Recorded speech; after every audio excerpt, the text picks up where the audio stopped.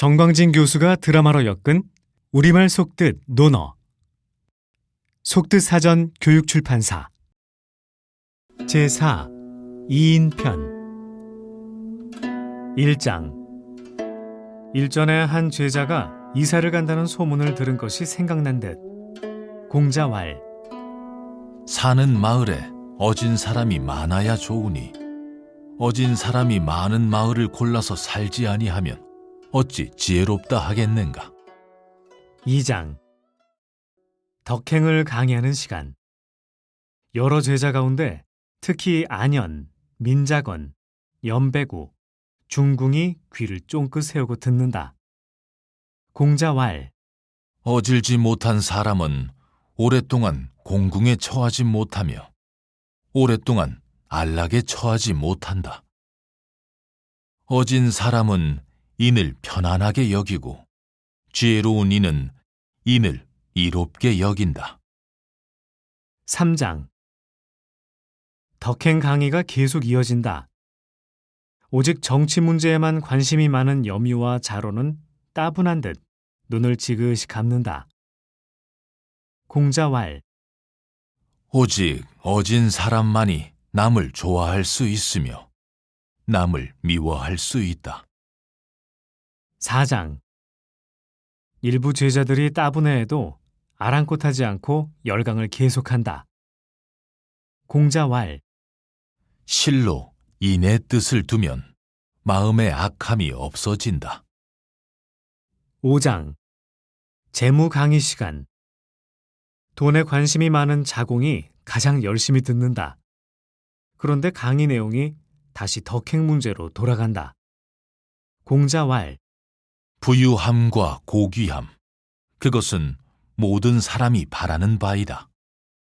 하지만 정당하게 얻은 것이 아니면 누리지 않는다.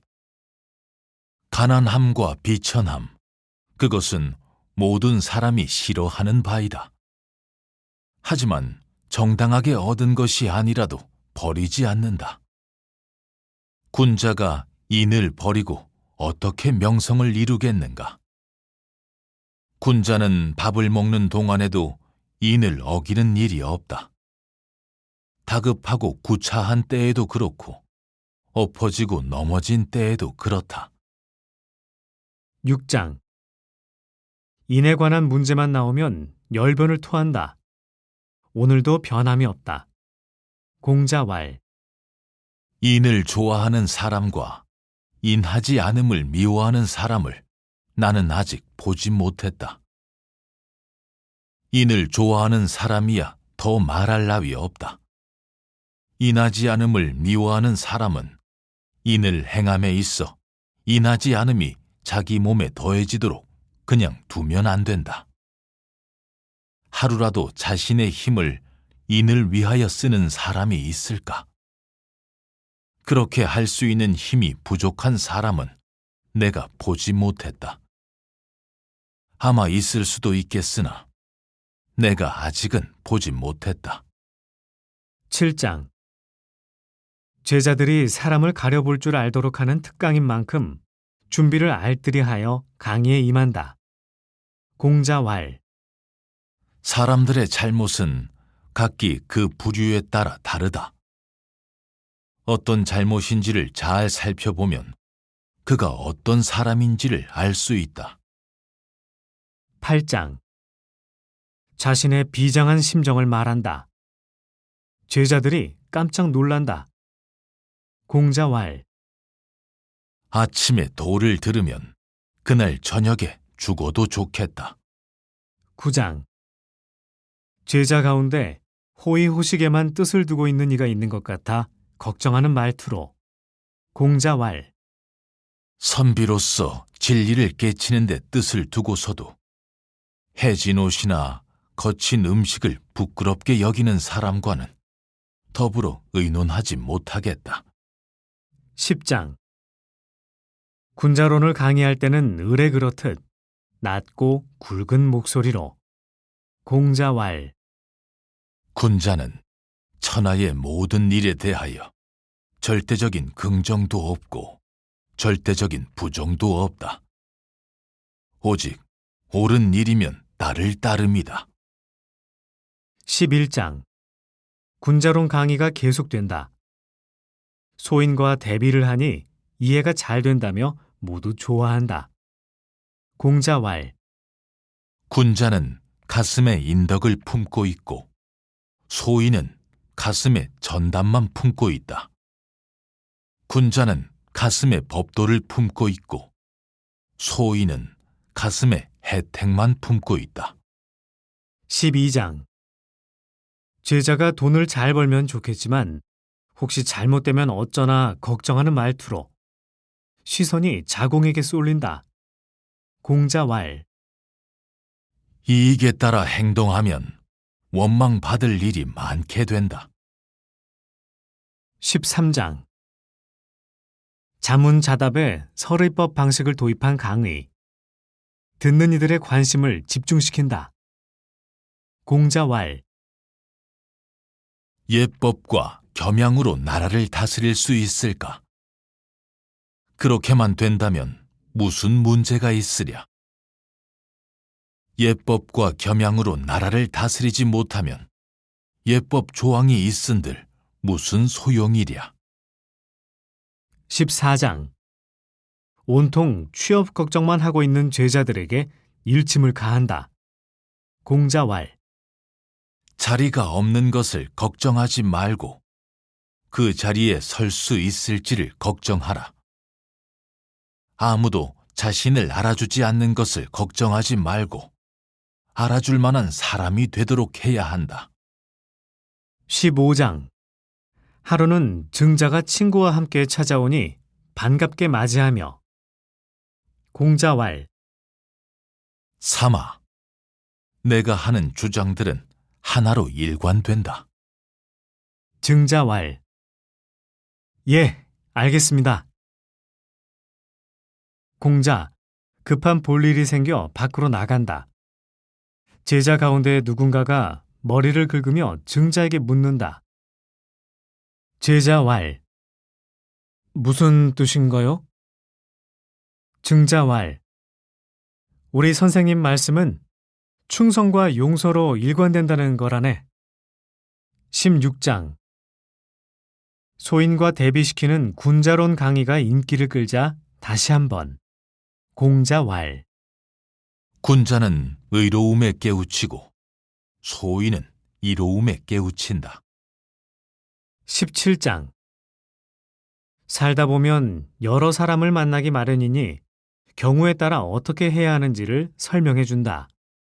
공자왈 현명한 사람을 보면 그와 같아지기를 생각하고 현명하지 못한 사람을 보면 속으로 스스로를 반성해야 한다. 18장 부모를 잘 섬기는 방법을 누차 말했는데 이행을 잘 못하는 제자가 있어 다시 한번 구체적으로 알려준다. 목소리를 크게 하여 공자왈 부모를 섬길 때는 조용히 직언해야 한다. 자신의 뜻을 따라주지 않더라도 공경하고 어김이 없어야 하고 수고롭더라도 원망하지 말아야 한다. 19장 효도론 강의가 연속된다. 이번에는 목소리를 낮추어서 공자왈 부모님이 살아계시면 멀리 나가지 않아야 하고 멀리 갈 때에는 반드시 가는 장소를 미리 알려드려야 한다. 20장 이번에도 효도론 강의 헛기침을 몇 번 한 다음 목소리를 낮추어서 공자왈 돌아가신 지 3년이 지나도 자기 아버지의 방식을 고치지 않아야 효자라고 말할 수 있다. 21장 수많은 제자 중에는 부모님 연세조차 까먹는 일부 몰지각한 이가 있음을 알고는 걱정이 되어 부모의 나이를 왜 기억해야 하는지 그 이유를 자상하게 알려준다. 공자왈 부모님 연세는 잘 알아두지 않으면 안 된다. 한편으로는 오래 사시는 것을 기뻐해야 하고 한편으로는 노쇠함을 걱정해야 하기 때문이다. 22장 말을 함부로 하지 말아야 함을 어떻게 설명해 줄까 고민 끝에 묘안을 찾아내자 희색이 만면하여 빙그레 웃으며 공자왈 옛날 사람들이 말을 가벼이 내뱉지 않은 것은 자신의 행동이 말에 미치지 못할까 부끄럽게 여겼기 때문이다. 23장 강의가 무르익을 즈음 실수를 하지 않는 비법을 덤으로 알려준다.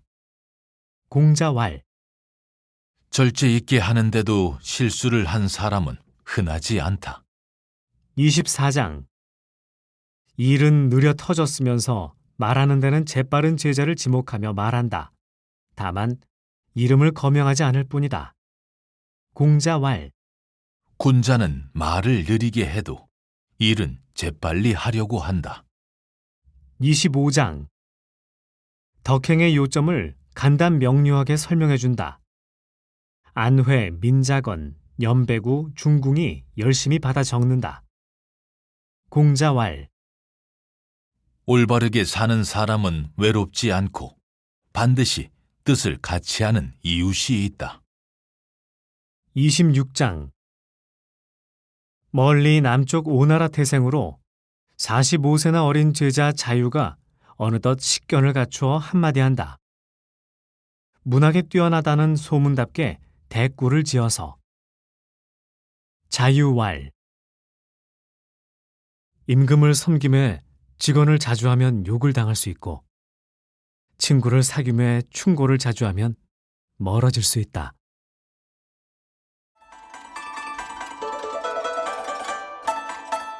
전광진 교수가 드라마로 엮은 우리말 속뜻 논어 낭독의 KBS 성우 권도일, 조민수였습니다.